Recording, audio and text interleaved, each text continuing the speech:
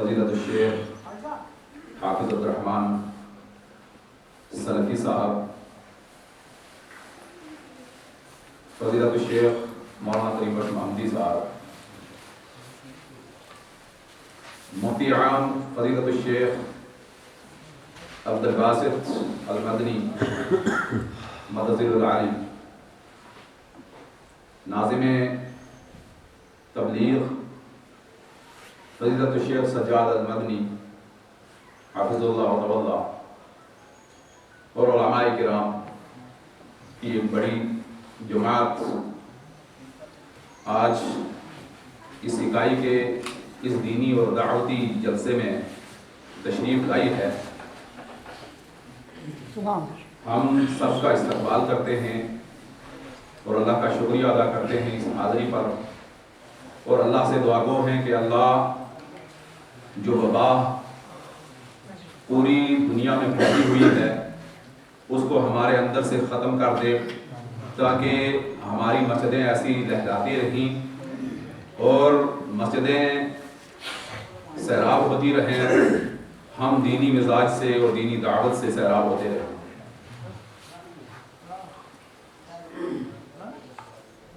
برادران ملت اسلامیہ، جو مجھے موضوع ہام ملا ہے زکوٰۃ، عشر اور اس کی اہمیت، یہ موضوع انتہائی اہمیت کا حامل ہے۔ پہلے عامت المسلمین اس بات کو یاد رکھیں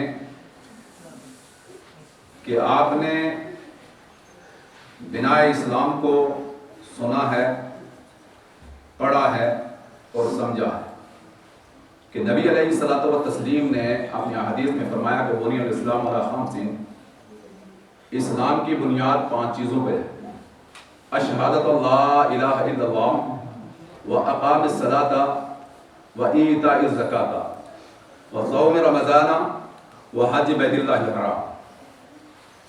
یہ 5 بنائے اسلام ہیں، یہ 5 جو ہے اسلام کے ستون ہیں۔ ان 5 چیزوں میں سے اگر کسی ایک کا بھی انسان قولاً اور فعلاً انکار کر دیتا ہے تو امت مسلمہ کا اس بات پر اتفاق ہے، میں جو لفظ استعمال کر رہا ہوں اس کو اب یاد رکھیں گے، میں نے کہا امت مسلمہ کا اس بات پر اتفاق ہے، اور امت مسلمہ کے تمام علماء کا، مفتیان کا اس پر اتفاق ہے کہ اگر بناء اسلام میں سے کسی کا کوئی انکار کرتا ہے تو وہ مرتد ہے، وہ مسلمان نہیں ہے۔ اس اعتبار سے ان 5 بنیادی چیزوں پر ہمارا ایمان ہے اور اس پر ہمارا عمل ہے۔ توحید یعنی اللہ کو اس کی وحدانیت میں تنہا جاننا، اور رسول اللہ صلی اللہ علیہ وسلم کو رسول اللہ صلی اللہ علیہ وسلم کی رسالت میں تنہا جاننا۔ توحید کے 2 یہ بڑے زمرے ہیں، ان 2 بڑے زمروں کو یاد رکھنا۔ پہلا زمرہ ہے کہ اللہ کو اس کی وحدانیت میں، اس کی ربوبیت میں، اس کے اسماء و صفات میں بالکل تنہا ماننا، اور اسی طریقے سے شریعت کے تمام احکامات میں، تمام اراکین میں، تمام چیزوں میں اللہ کے نبی جناب محمد رسول اللہ صلی اللہ علیہ وسلم کو تنہا جاننا، یہ توحید ہے۔ اس کے انکار کرنے والا مسلمان نہیں ہے۔ اور دوسری چیز ہے نماز، جس کے متعلق اللہ تعالیٰ نے اپنی کتاب عظیم میں تقریباً 750 مرتبہ حکم صادر فرمایا، تقریباً 750 مرتبہ۔ اس کی اہمیت کے اعتبار سے آپ اہمیت سمجھ لیں گے کہ وہ اتنا بڑا حکم ہے جس کے متعلق اللہ کے نبی جناب محمد رسول اللہ نے فرمایا کہ یہ مسلمان اور کافر کے درمیان فرق کرنے والی چیز نماز ہے۔ اور تیسری چیز زکوٰۃ۔ تو میرا موضوع زکوٰۃ ہے، جس کے متعلق میں چند باتیں آپ کے سامنے رکھوں گا، کیونکہ علماء کرام کی جمع غفیر ہے، انشاءاللہ مزید سب بیان کریں گے۔ زکوٰۃ اسلام کا تیسرا رکن ہے، اس کی اہمیت اور اس کی فضیلت سمجھنے کے لیے ایک مسئلہ آپ سمجھیں گے، آپ کو پورا مسئلہ سمجھ میں آ جائے گا۔ وہ یہ ہے کہ وہ شخص جس کی بہت بڑی اہمیت شریعت میں ہے، اللہ کے نبی جناب محمد رسول اللہ صلی اللہ علیہ وسلم کی شریعت اسلامیہ میں جس شخص کی بہت بڑی اہمیت ہے اور متفقن علیہ شخصیت ہے، یعنی امت مسلمہ میں تمام لوگوں کا اس شخصیت پر اتفاق ہے، وہ ہے حضرت ابوبکر صدیق رضی اللہ تعالیٰ عنہ۔ حضرت ابوبکر صدیق رضی اللہ تعالی عنہ نے مانعین زکوٰۃ سے جنگ کرنے کا حکم صادر فرمایا، تو اب صحابہ اکرام رضوان اللہ علیہم اجمعین کے درمیان میں کلام ہونا شروع ہوئی۔ ایک بڑا صحابی جس کو عمر بن خطاب رضی اللہ تعالی عنہ کہتے ہیں، انہوں نے فرمایا کہ اے ابو بکر صدیق رضی اللہ تعالی عنہ صدیق، آپ امت مسلمہ کے یہ لوگ لا الہ الا اللہ محمد رسول اللہ کا اقرار کرتے ہیں، نماز بھی پڑھتے ہیں، باقی ارکان اسلام کو بھی مانتے ہیں، اور صرف زکوٰۃ کی بنیاد پر کیا آپ ان سے جہاد کریں گے؟ کیا آپ ان سے جنگ کریں گے؟ تو انہوں نے فرمایا تھا کہ عمر بات کو پوری طریقے سے سمجھیے، اللہ کے نبی جناب محمد رسول اللہ صلی اللہ علیہ وسلم نے بحق الاسلام فرمایا تھا کہ تمام اس آدمی کے سامنے جو لا الہ الا اللہ کہے، آپ اس سے لڑ نہیں سکتے ہیں الا بحق الاسلام، حق اسلام کے لیے اس سے لڑا جا سکتا ہے، اس سے جنگ کی جا سکتی ہے۔ اور اللہ کے نبی صلی اللہ علیہ وسلم کے اس خلیفۃ الرسول نے، اس امیر المومنین نے باضابطہ طور پر مانعین زکوٰۃ کے ساتھ جنگ کی، اور یہاں تک کہا کہ میں اس شخص کے ساتھ بھی جہاد کروں گا، فوج کشی کروں گا، لڑائی کروں گا، جو نبی علیہ الصلوۃ والتسلیم کے زمانے میں ایک جانور کو یا ایک اونٹ کو زکوٰۃ کے اعتبار سے دیتا تھا، اور اس کے ساتھ جو رسی باندھ کر دیتا تھا، مہار جو اس کی ہوتی تھی، جو اوقات اس کا ہوتا تھا، اگر اس کے دینے سے انکار کر دے گا میں تب بھی اس کے ساتھ جنگ کروں گا۔ اس سے آپ سمجھیں گے، اور ہمیں اور آپ کو سمجھنے کی ضرورت ہے کہ بھائی زکوٰۃ کیا چیز ہے۔ زکوٰۃ کے لغوی معنی صفائی ستھرائی کے، زکوٰۃ کے لغوی معنی صفائی اور ستھرائی کے معنی ہے۔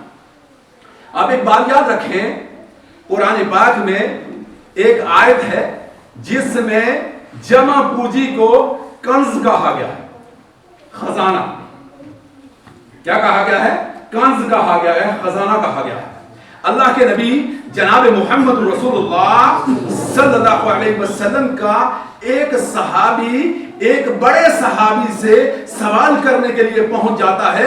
امام بخاری علیہ رحمہ صحیح بخاری کے اندر روایت لائے ہیں، اور اس نے آ کر سوال کیا کہ بھائی مال کے جمع کرنے کے لیے قرآن میں اللہ نے کنز کا لفظ استعمال کیا، اور اس کا جو ہے جمع کرنا قطعیہ طور پر ہر حال میں جائز نہیں ہے۔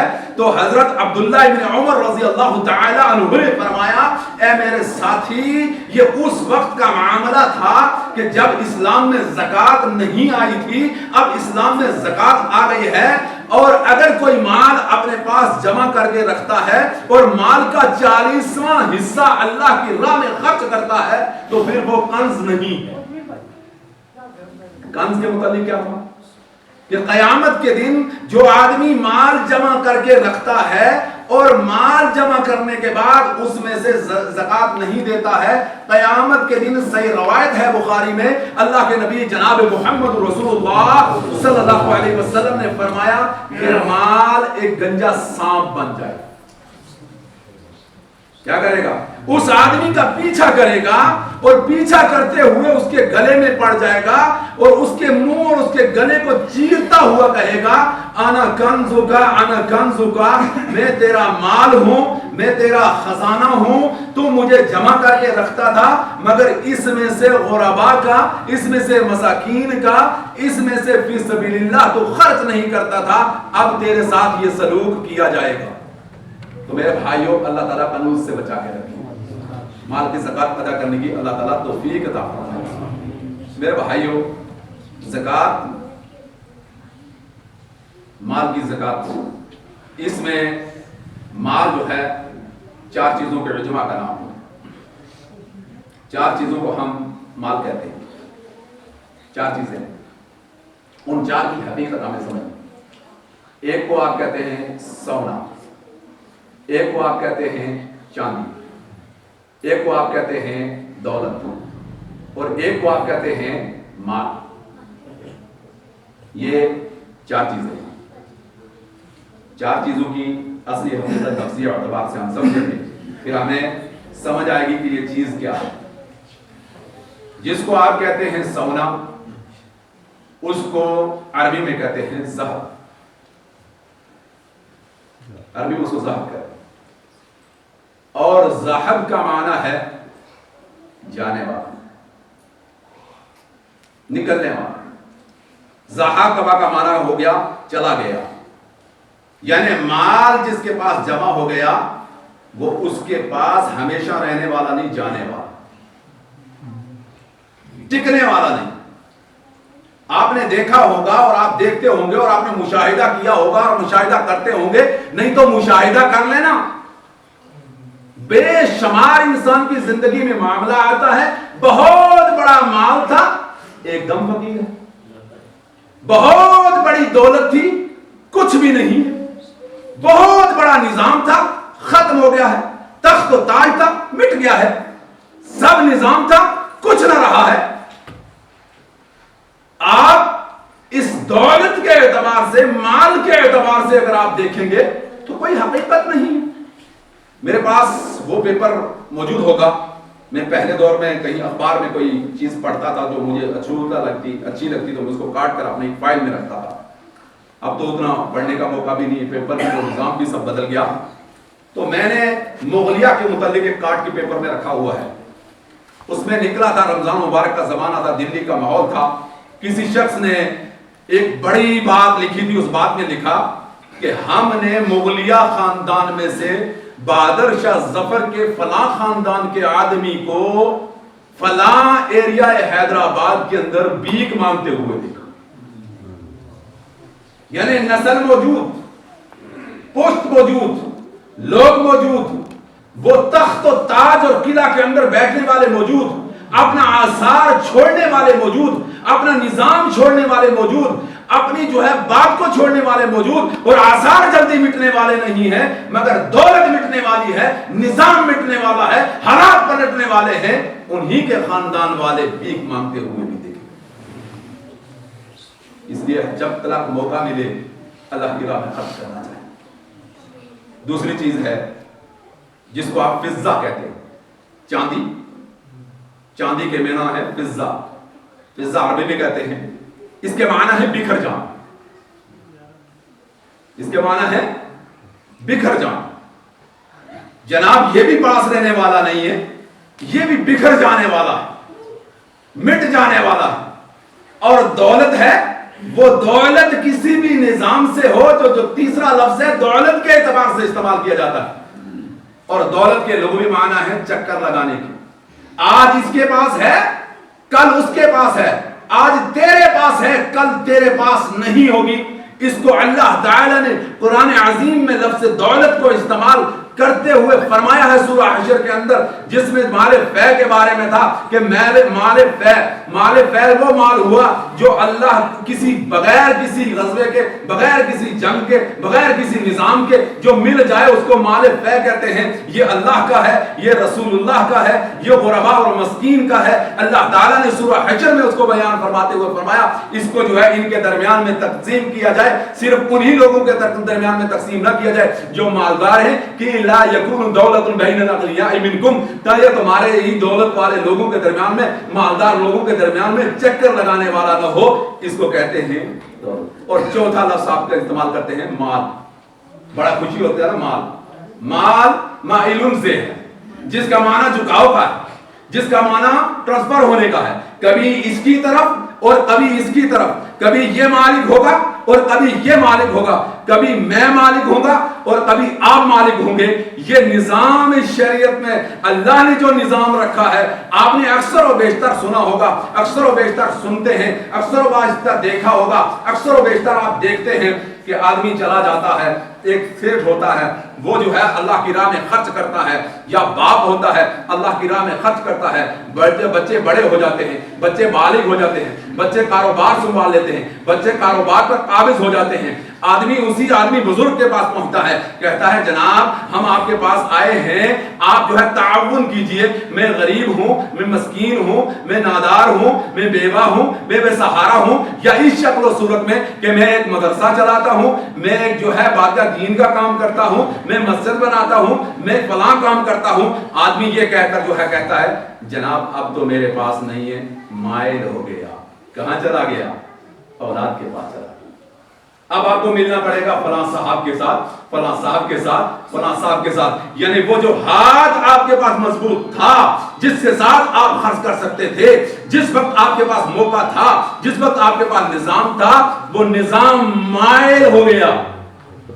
اس لیے کہا ذہب جانے والا چلا گیا, فضہ بکھر گیا, پھر ڈولا وہ جو ہے کیا کر گیا, چکر لگا گئی. آج میرے پاس, کل تیرے پاس, آج میرے پاس, کل بھائی کے پاس, آج میرے پاس, کل فقیر, آج کچھ نہیں, کل تھا, آج ہے ہی نہیں. یہی نظام ہے, اس کو دولا کہتے ہیں.